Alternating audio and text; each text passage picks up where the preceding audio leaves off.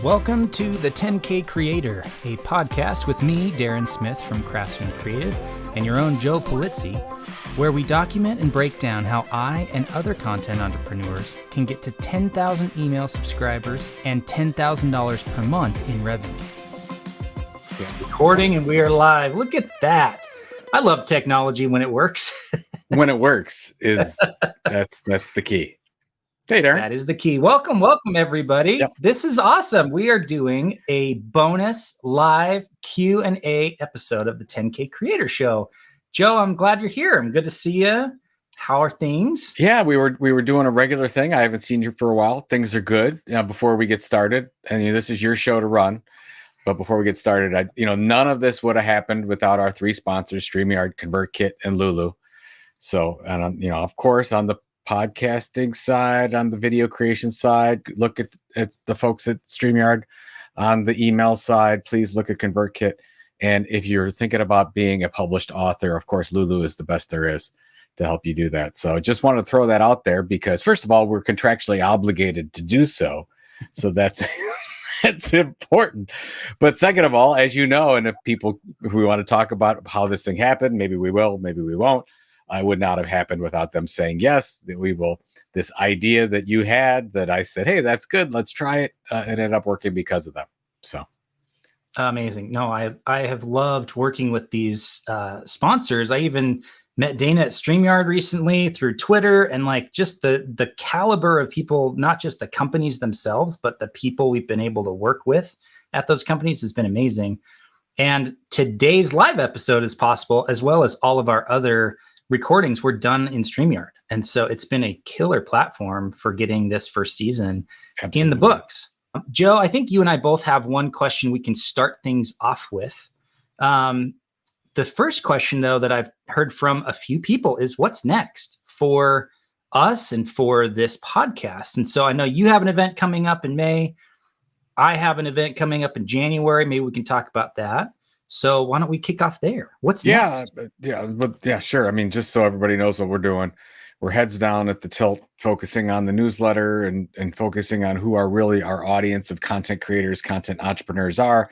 This is leading up into our big event, Creator Economy Expo, May 1st to 3rd in Cleveland, Ohio, my hometown. Very excited about it. For those of you that don't know, we had 400 at the last one, which was May of earlier this year in Phoenix. Decided to bring it home to Cleveland, so very excited about that. And then actually that was, I think, the first time I met you was at Creator Economy Expo. And it was so, and what's interesting is I think that Jay, Daphne, and Brian were all at CEX, and of course they were on the show. Lexi will be speaking at CEX in May, so it's funny how they all came together, and the show would have been completely different if it wasn't for that. So we've talked a lot about sponsorship on this. I've actually been on 3 sponsor calls for CEX just today. And I could talk about that process if you want to, but you've got a lot going on now. So tell the people, what do you got going on? Yeah, I've been really pushing hard the high ticket offer that I came up with. I spoke about that in the last episode. And so that's been getting a lot of my focus. But then also I mentioned an event that I've put together. And so I have an event coming up called the 10K Challenge, which is kind of an extension of this show. It's not related to this, so it's not involved with Tild or with Joe, unfortunately. Well, maybe we'll have you as a guest next time. Exactly. After I've proven that this is a worthwhile endeavor. But the challenge is a 2-week, basically a cohort-based course that takes place inside of my community that I launched when I released my book earlier this year. And so over 2 weeks, we're going to build out all the different systems you need in order to grow your business. Because a lot of creators are really good at one or two things. Maybe they're really good at product and they're really good at audience, but they're not great at the email side. And they've never figured out how to pull people onto email, or they don't know how to do a sales funnel, or all those things. And building a couple of systems is going to help them dramatically grow their business just the same way I have over the last 2 months. So I'm really excited for that. And we'll share some links. Look at this. Joe, I even made banners. Do you want to see what a banner looks like? Let's see your banner. Okay, here's CEX. Yeah. Look at that. CEX.events. That's very nice.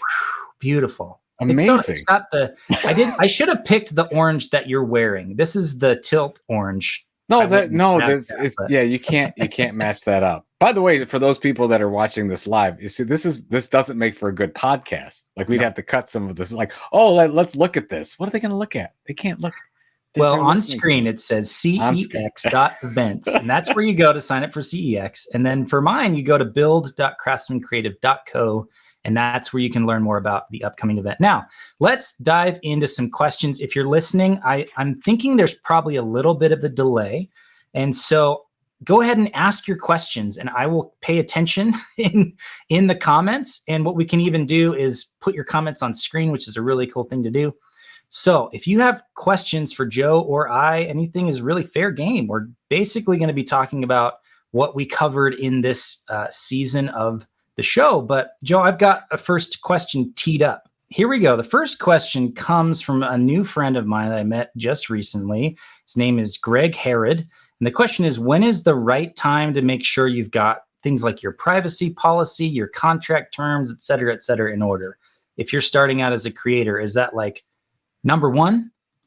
Or when do you like to think about kind of the legal paperwork of a business, a new creative business? Well, it's a good question. Honestly, you probably don't get to this till later. Do you want it all up front and everything ready to go? Yes, you'd absolutely love to have that. But you just want, first of all, you're probably just starting doing the thing. What's the thing you're doing? You're doing the email newsletter. You're doing the podcast. Get started. Start practicing, start finding your audience, start finding your voice. Yes, you should have a separate business entity. You should have an LLC. All your terms and conditions should be looked at by an attorney. Every time you do an agreement, they should be done and looked at by an attorney. All those things happen as you go. So yes, but my recommendation is don't stall, don't wait. I know a lot of creators that said, the thing I'm doing is just not quite ready yet, or I've got to wait a little bit longer to do that, or I'm waiting for that to come in, or this design or whatever. Please just don't wait. You have to start immediately. That generally fixes things. I know too many creators that overthink strategy, and you can absolutely overthink strategy. So that would be my agreement. But yes, when you're getting going and you're doing your agreement and getting that out there and your terms and conditions, have an attorney to look at all that stuff, and don't do it yourself, and don't just pull it down from somebody else's site and say, oh, that was good enough for them. It may be a good template to start with, but make sure you have somebody that you know that you pay for that looks over it and reviews that information. So that would be my advice. Very, very cool. All right. Do you have any questions that you've seen pop up as you've been asking people? I have a question for you, and I don't know nice. if you could do this in smaller tidbits, because I know you and I love to talk and we could just go and ramble forever. But what I would love is, we had 4 amazing guests that you've learned a lot from. So I'm going to put you on the spot here a little bit. And if you go through, and our first one was Jay Klaus, amazing creator. Then we had Daphne Gomez, and then we had Lexi Grant, and then we had Brian Clark. When you think about your conversations with those creators, do you have I learned this from Daphne, or I learned this from Brian? Can you kind of run through that a little bit? I think that would be helpful. Yeah, I'm glad you preface that with like, keep it short, Daren. Yeah, not gonna be 20 minutes. Just one or two moments. Yeah. The thing that I got from Jay later was this idea of like, you could just go after 2 high ticket clients and you'd be at 10K. And what I wasn't seeing was that, I've been doing creative work for 15, 16 years. I have a lot of experience. I do have things that I could put together. So that ties into what I learned from Brian Clark, which is flipping the sales ladder or the sales funnel and saying, go after the high ticket first, get 1 or 2 of those a month. You've got 10, 15, 20, 30 grand a month coming in. Then you can go and create your done with you products that are the $500 to $2,500 range. And then you can create your low ticket products, which are the, single digit dollar amounts to 150, 200 bucks. So that's combined. The other thing from Jay though, is how do customers happen?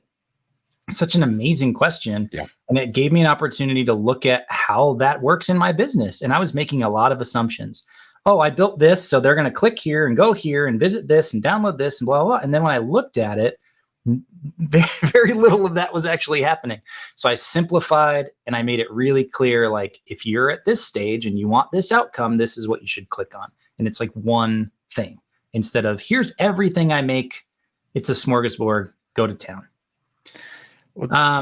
I was really impressed with Daphne's ability to grow a community on social media. Like, she probably has the largest following that she's built. I think Brian Clark benefits a little bit from being Brian Clark and having started Copyblocker and been around for so long. So I think he probably hasn't done a lot to consciously grow his Twitter and LinkedIn and stuff like that. But Daphne built a very successful, profitable business basically on Instagram, 100,000 plus followers, and building community there. And that was something that was really eye-opening.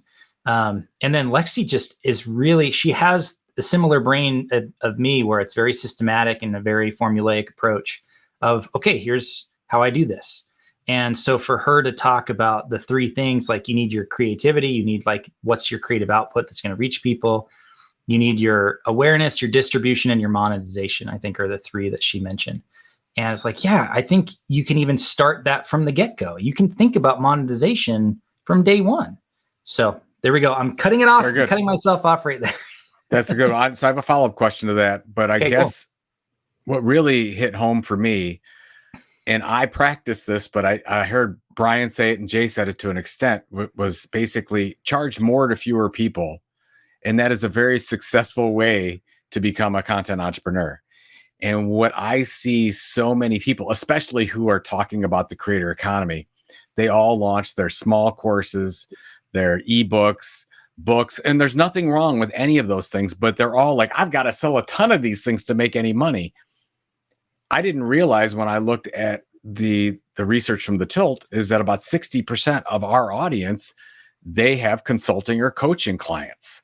And that is the low hanging fruit. That's almost the first thing that most creators get into. It's like, hey, I got to keep the lights on. I got a family to feed. What am I going to do? I'm going to get into consulting and coaching. And then you and I have talked at length on this show about sponsorship is sort of that second low hanging fruit where you create limited inventory opportunities where instead of saying, oh, I've got inventory open to everyone, say, I've got 3 spots open.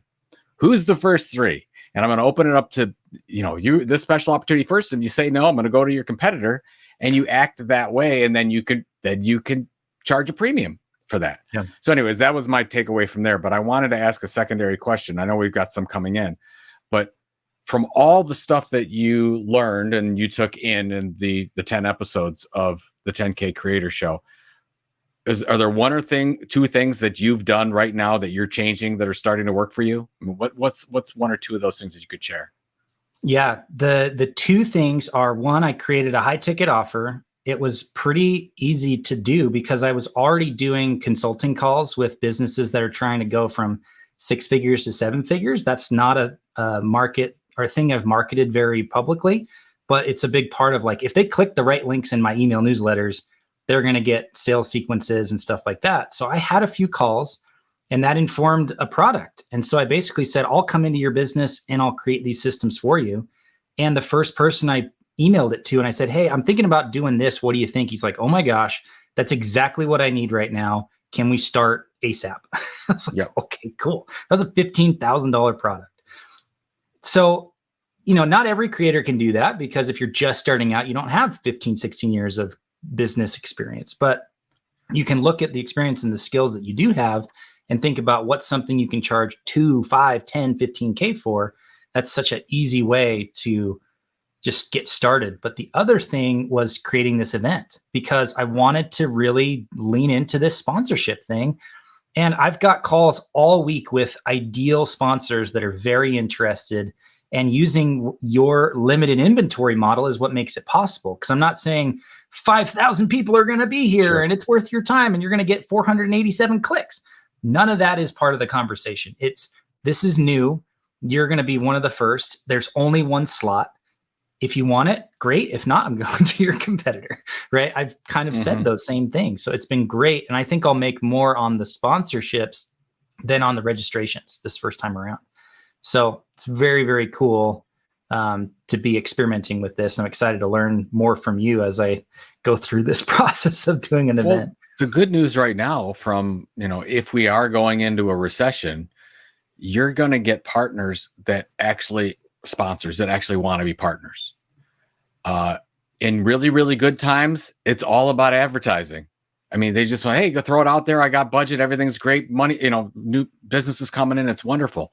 In tough times, they're really looking for a couple of really good partners to work with and do some unique things. So that's where everyone listening to this, you can really start to think of, how do I create something unique for a sponsor that is also an incredible value for my audience? Hey there, we will get right back to the show after a few quick words about our incredible sponsors. StreamYard is the easiest way to create content right in your browser. You can multi-stream to your social media platforms, host a weekly show with special guests, create webinars, record podcasts, create videos, and more. And they make it easy to brand and customize your videos inside the studio before you even go live. StreamYard's a popular tool amongst live streamers, video creators, YouTubers, and podcasters. StreamYard makes it simple to get professional and polished content every time. Get started now for free at StreamYard.com. Whether you have an established following or you're just starting out, books are an easy way to build credibility, diversify your revenue streams, and connect with your community. And just like Daren, you can use Lulu's free platform to turn your best performing content into a beautiful book to benefit your creative endeavors. With their e-commerce plugins, growing your audience and selling your work directly has never been easier. Create an account today to publish, print, and prosper at lulu.com, Lulu.com. Watch your first YouTube video. Read your first blog post. Find your first newsletter. Listen to your first podcast episode. Now, compare it to your most recent piece of content. It's night and day, isn't it? That's how much your content has grown, how much you've grown. If you're like most creators, your email marketing platform reminds you of that first creative effort. It has not kept up. You need a fresh start. Get that fresh start with ConvertKit.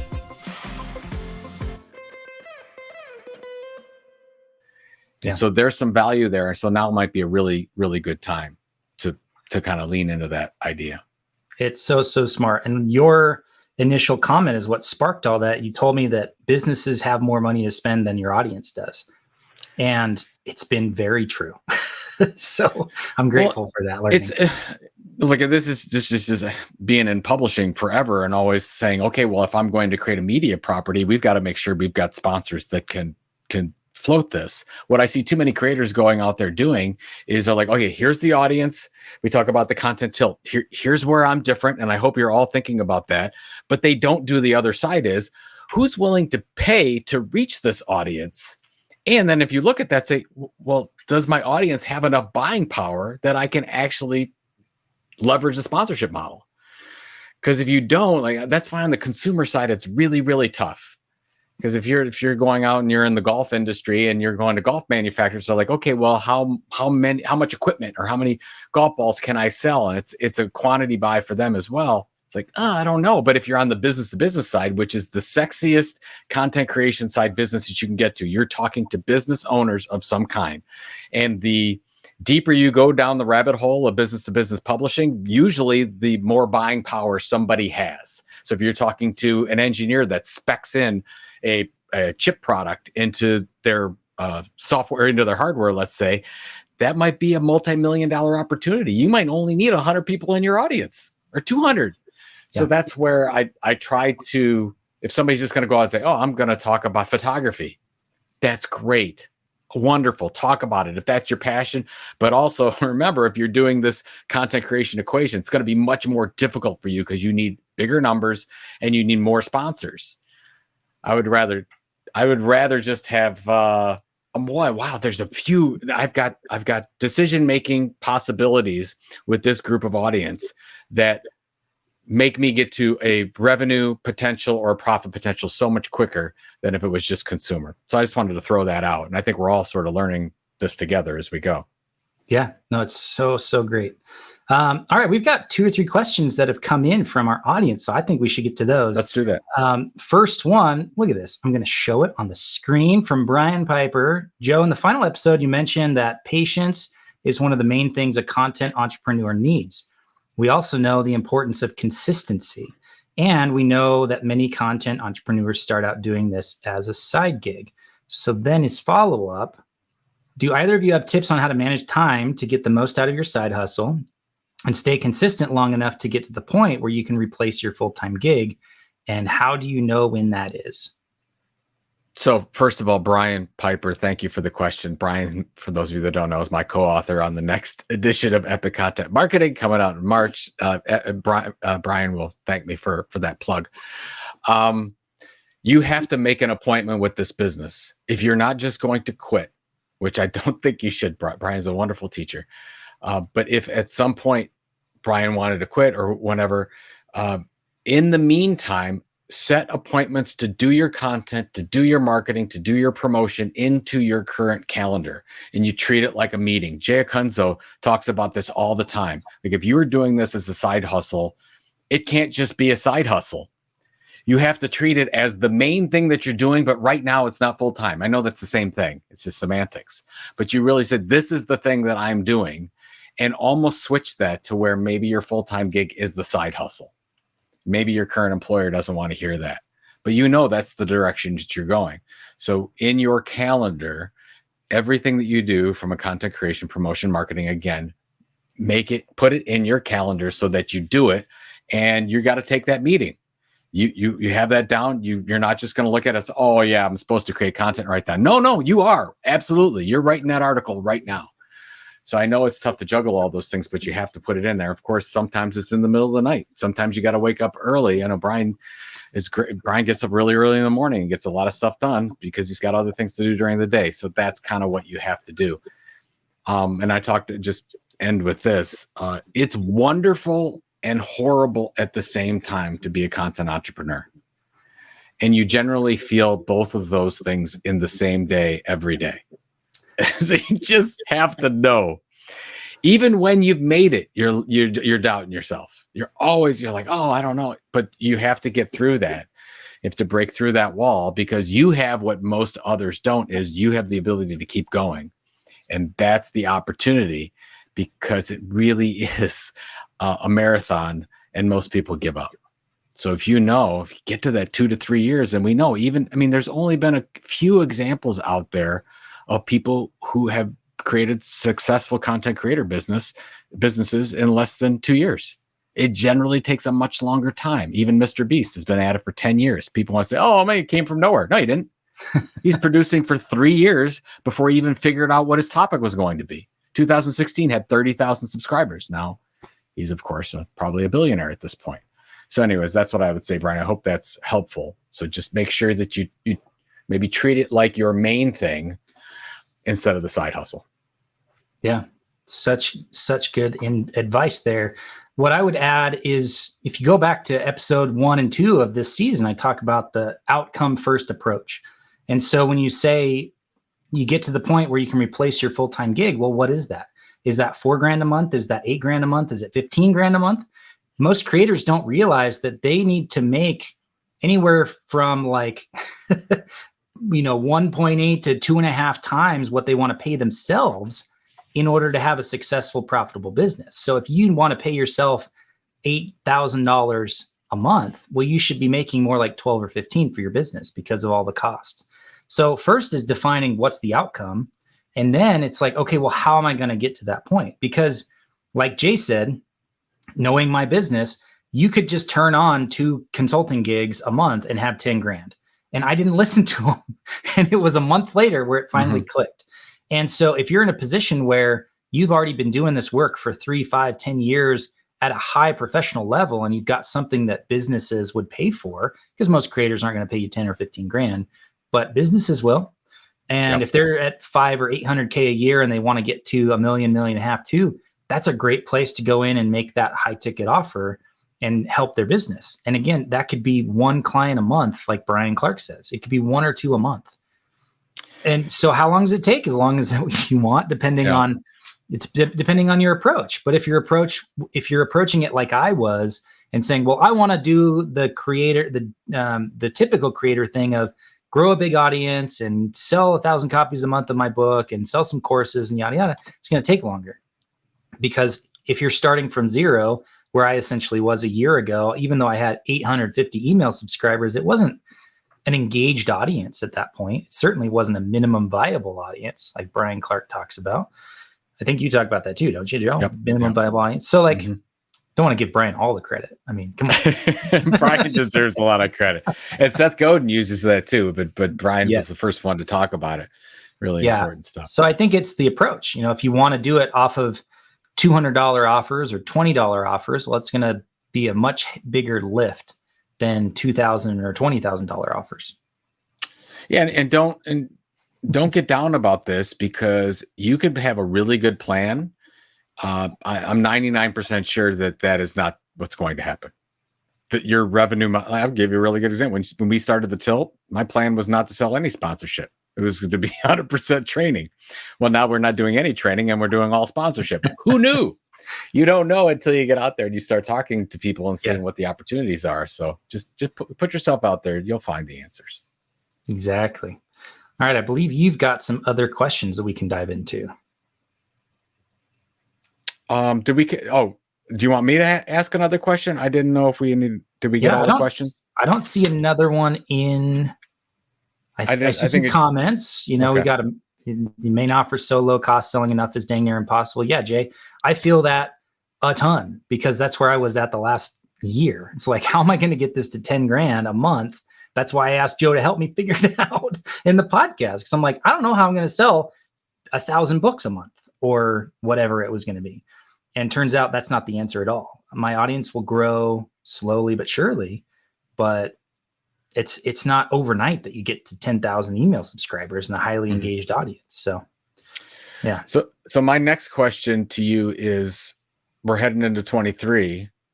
We started, with getting to this 10K. Are you still getting to that 10K? Is that still the goal? The 10,000 email subscribers, the 10,000 a month in revenue? What's your number one or two goal here to make that, to hit that goal as quickly as possible? Yeah. The short answer is I'm already at the 10K. With the new client. Yeah. With the new client. Yeah. And like, that was a 1-to-1, right? Like I had an audience of one and I sold one thing. So now it's, can I scale that to a system that generates 10 to 100 leads a month? I don't know how many I'm going to need yet, but depending on the first 3-4 months of 2023, I'll know pretty clearly after 100 or 200 leads being brought in, does that lead to one person, 2 a month? And then I can scale up or down from there, depending on if I've got a movie or if I've got some other event that I'm doing and I want to do less of the client side, which is, again, what I learned through the podcast. Like you can scale it up or down, but at least you can turn it on. So the 10K, I feel like I've reached. I'm confident that I will have a very solid 6-figure business revenue stream from all this creator stuff next year. But the big one is the audience. And I really struggle with this one. Honestly, to get a little vulnerable here, I almost deleted my Twitter like a month ago because I was sick of seeing all the people that that are in the creator economy circles talking about, here's how I got to 50,000 Twitter followers in 4 months and blah, blah, blah, blah, blah. And I'm like, okay, but that's not the number that matters. What matters is, do you actually have a business? And I've talked to a few of these guys because I was curious. I DM'd them. I was like, all right, I won't share this. I won't talk about it. And I'm talking about it now. But like, I'm not mentioning names. But they were making like $800 a month or $500 a month because they were selling retweets for $25 a retweet or something, and they had 4 clients. And I'm just like, okay, well, that's gross. But depending on what you take in your content diet, like it can really throw you off. And so my goal is to really lean into email and get to a point where I have an amazing asset there, speaking as a business owner. But honestly, it's about the community and the engagement and being able to help people one-on-one. And I have such better interactions with people over email and in my community than I do, comments on Twitter. So it's not that I'm giving up on social. I do see upside there, but I'm not not worried if it doesn't grow to 5,000 or 10,000 next year. I'm really focused on the email side. No, it's really important to your 10,000 subscribers is not a 10,000 follower on Twitter goal. It's an email subscriber goal. We leverage all these other platforms however we can that makes sense. But generally, you're not going to get a email subscriber from Twitter. Generally doesn't happen. It doesn't happen from LinkedIn. It doesn't happen from Facebook. Getting email subscribers, unless it's outside of pure organic, you're generally going to get it from people engaging in other email newsletters. So work on partnerships as you do. Work on partnerships with other email marketing creators and do it that way and leverage that. So a lot of people forget that. It's like, oh, I've got to do all the things. You don't have to do all the things. It's actually if you do all the things, you're going to do none of the things well. Yeah. Pick your spots. 100%. All right. We got two more that came in as we were chatting. So from Jim James, what is your view on podcast networks as a business model? I guess Jim, thank you for the question. There's two ways to look at this. If you're asking like for a HubSpot or a LinkedIn who are launching or have podcast models, that's one thing. But I think that what you're asking is, what about it for creators? But I'll answer it for both anyways. I've actually talked to a few content creators who have done really, really well by signing up to a podcast network. And I'm just going to I'm not going to use any particular numbers here specific to companies, but I'm more familiar with HubSpot's podcast network since they're a sponsor at Creator Economy Expo and other things. But there are some creators in that system that are really, really happy. And what they do is they bring these creators together and then they promote on other platforms and they pay for advertising in other newsletters to promote their creators. That's wonderful for a creator. You could do it to grow audience, or you could do it as part of a revenue deal, and both things are going on. Can you just make a living from that by itself? No. So to answer your question, Jim, you can do it to help audience growth. You can do it to help revenue growth. I see most of people joining podcast networks for audience growth and the opportunity to collaborate with other creators. It's generally not something that you could say, good, I'm done. I've joined the Spotify. I've joined Amazon's creator network. I've joined YouTube's. No, those are all just things. So look at what your goal is to doing that, and then move on from there. I would say in 23, you're going to see a ton of companies launch creator networks. You saw the creator platforms launch this in 21, and most of them have killed their programs in 22, and they will continue to do that in 23 because they're like, oh, good, we'll just give out all these money to the creators and they'll talk about us. Well, that didn't work out so well. They ran out of money. They stopped doing it. But you're going to see some non-media type companies start to put these podcast networks together, or newsletter networks together, or creator networks together. So that back to what Daren, you talked about before about working on partnerships with sponsors and advertisers, that sponsor may be trying to do just that. They might be trying to create their own creator network, and you could be part of that. You could help recruit for that. You could generate revenue through that. You could generate audience through that. So there's an opportunity on both sides. So yeah, if the goal of a company is I want to be the leading media company in my industry niche, those companies are looking at building some kind of a creator network to do it. Yeah. There was a follow-up to that. What about starting your own? Like if you were to go and grab 5 other companies that are in the same niche, serving the same audience, but have overlapping, but maybe mostly not overlapping audiences, is there a benefit to that? My initial thought is that's a lot of extra work. and maybe the payout isn't as great as we might think. Again, no, you're right. It is a ton of work to do anything like this. So you have to make sure you figure out what your goals are. If it's a marketing promotion activity, then there might be some really good aspects to doing that. But just make sure that you have your expectations in line about whether you should do something like that. I talked to a bigger company the other day who was asking me, hey, I want to launch, was seeing like what Arrow Electronics have done, what HubSpot has done. And they're like, I'm really interested in doing that. Okay, that is let's get our ducks in a row. Let's start looking at it. What makes sense? We'll start building relationships with these creators. That's the most important thing that you can start doing. Make your list of creators you want relationships with, and you're not going to say, hey, join our network. The first thing you're going to do is do something with them. Like start on some project with them. So if you're on the sponsor side, that's probably what you want to look at first. And then if that starts to get some traction, then you say, oh, maybe we can formalize this in a network. Amazing. Yeah. When is season 2 of the 10K Creator? So that's a great question. Yes. We're working on it. Daren, it's out there. We're going to work on it. Daren's working on his 10K challenge. I'm working on Creator Economy Expo right now. We're selling hard for that.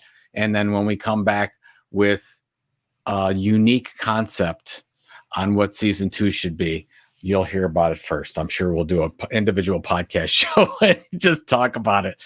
But we'll probably do the same type of thing. We'll go back to our initial sponsors. We haven't sent the overall email yet back to the sponsors saying, here's what we got. Is everybody feeling good about it? So far, I've gotten really good reaction from the sponsors. So hopefully we can do this thing again. But Daren and I have talked about it. I don't think I'm sharing anything out of school. We're like, we can't just do the same thing. We have to do something a little bit differently. What would that be? Will we have different guests? And so probably sometime during the year, but we don't know when yet. Yeah.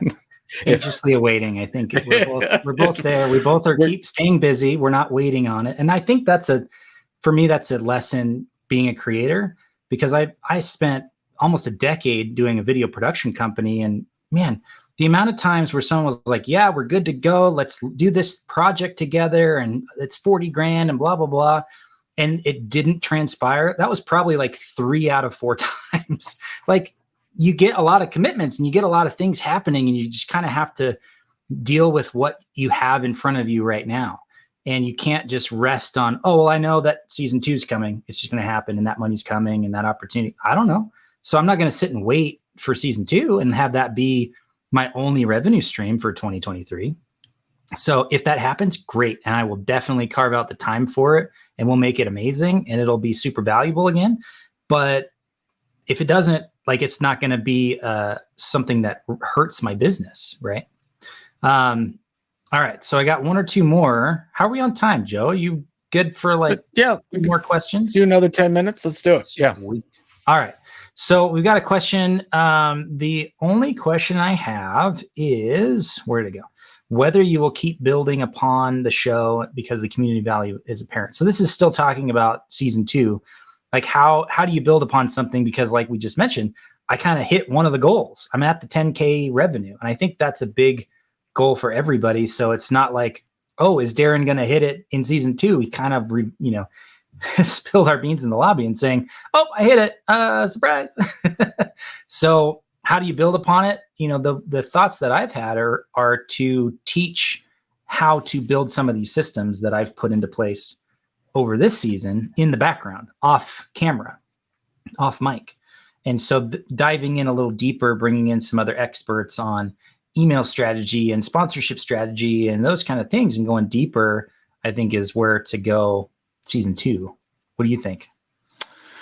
No, I'm totally with you. Actually, I was looking at another question while you were talking about that, and it's a good one. So Mark's asking, of everything that you learned in the 10 episodes, what is your number one biggest takeaway?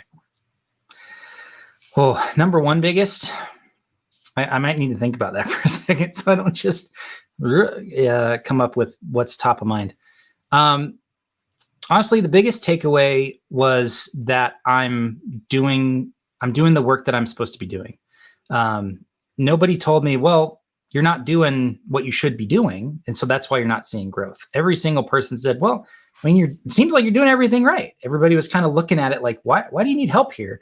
And there was such a disconnect between what they saw and what I saw being in the business every day. And like we were talking about earlier, it can be hard. It can be frustrating. It can be discouraging at times, because you feel like you're putting in so much effort and so much work, and you're not seeing the results. And every single person said, no, keep going. Like you said, you're a baby creator. It's been a year. Like, give yourself a little bit of leeway here. And, you know, the difference for me was like 15 months and 17 months. Like that was 1,500 a month 2 months ago to now like 7,500 plus. It'll probably be 5-figure months all of next year.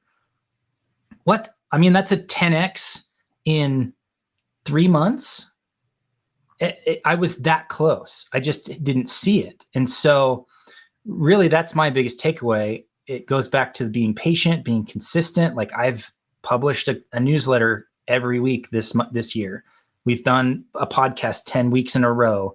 Like the consistency of just showing up and being patient is huge.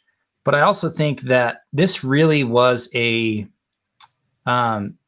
checked every box that I hoped it would going into the podcast and now sitting on the other end of it. Yesterday I was listening to your Content Inc. episode from Monday, and you mentioned this call and you mentioned my name and you mentioned our podcast. And it was a surreal moment where I was like, a year ago, Joe didn't really know I existed. You knew that I was in the Tilt community, I did Discord. Saying that, I knew exactly. I was not on anyone's radar a year ago, even though I was starting to build in public and write this book. And a year later, look at where we're at.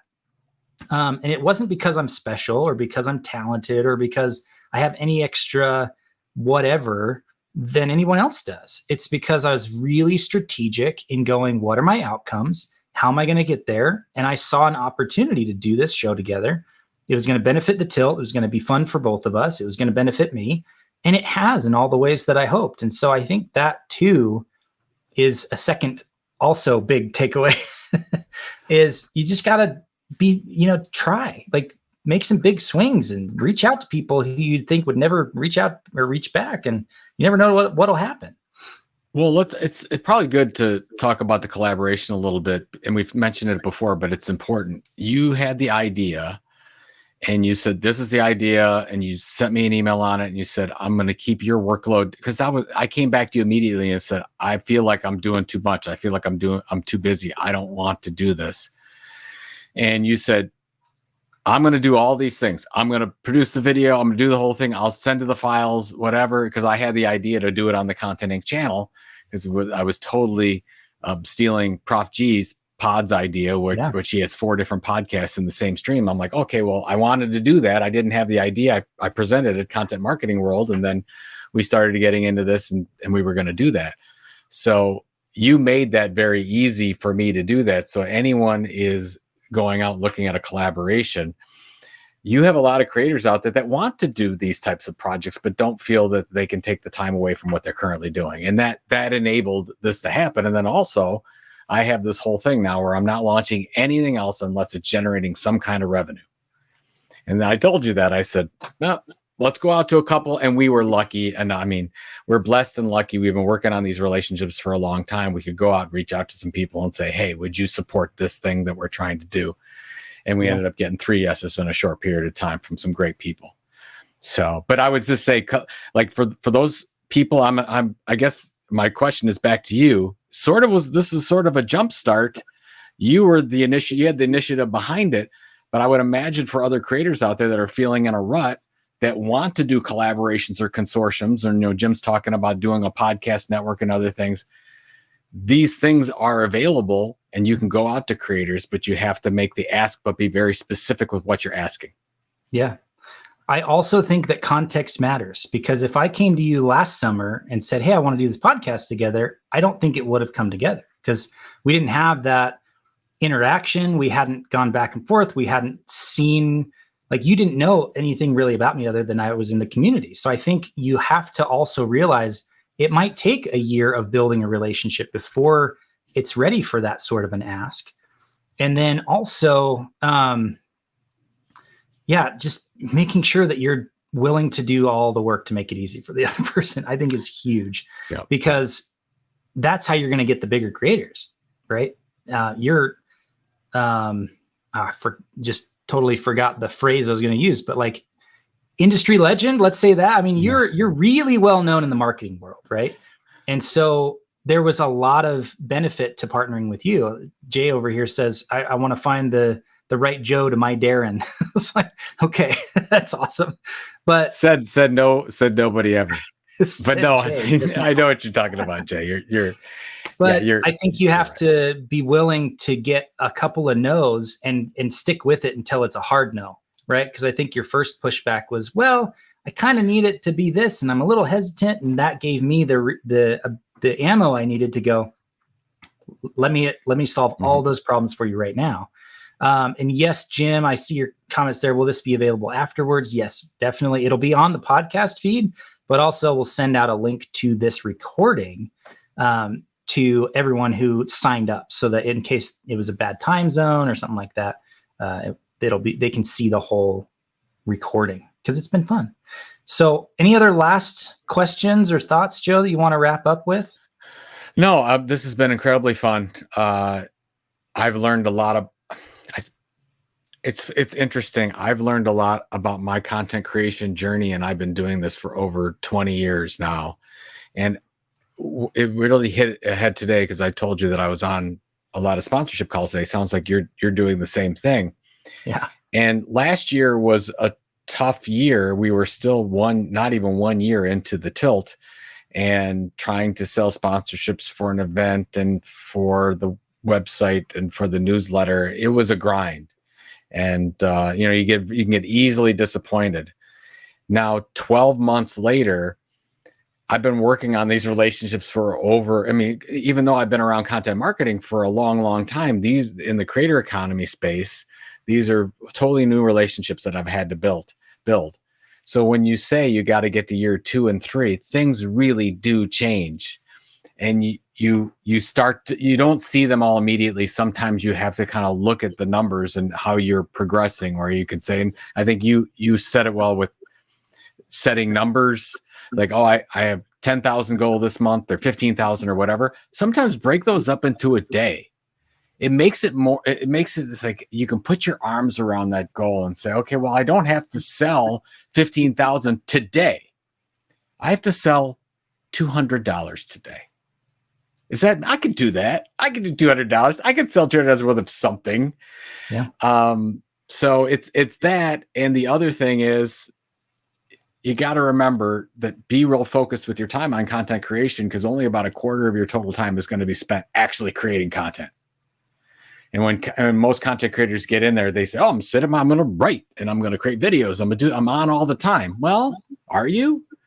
If you want to have a different kind of a business that's going to be working for you long term, you probably aren't. You're probably going to be asking for a lot of help. You've got to work on selling more than anything else, selling something, selling the process, selling the product, selling the sponsorship, the partnership, whatever the case is. So just all these things came back to mind, as even listening to our 4 amazing creators, 4 of the greatest content creators that are out there right now, you could, each one of those episodes had it was tough for me time, right? You heard it's like, oh man, I remember the day I was 2 years in or 3 years in or whatever. I didn't think I was going to make it. I thought I'd have to go get a job. All of them talked a little bit about getting to that struggle point. So that's where it's great, everybody listening to this, and say, hey, you know what? Every one of us are there. We're all there at one time or another. And even the greatest creators out there get into a rut that you have to push through. So good. All right. Well, thank you, everybody. It's been just so fun seeing all the names here in the comments, because these are people that have messaged me on LinkedIn or joined my email list over the last few months. So it's just, thank you all for coming. We'll end with just a final plug. Like, you can come see both of us at CEX next year, because I'll be there. I'm moderating one of the presentations or the roundtables there. And then Joe obviously is running the event. So, you might find your Joe to your Daren. We'll be there. Absolutely. I'm not going to let that one die, Joe. Like, that one's going to live on quite forever. All right. But no, it was nice. I mean, there's a lot of nice comments here about us having a good rapport with each other. So good chemistry. So, and it's true. It's true. You made it easy on me to do this. So I'm glad that worked. So the final plug, if you want to continue the journey of 10K, like, come join me in this 10K challenge in January. It's 2 weeks. It's a cohort-based course inside the community, and it's going to be amazing. We're going to build all the systems that I built over the last few months for your business. We'll do it together. So go to build.craftsmancreative.co. And as always, thank you so much for listening. Thank you to our sponsors. We're recording this on StreamYard.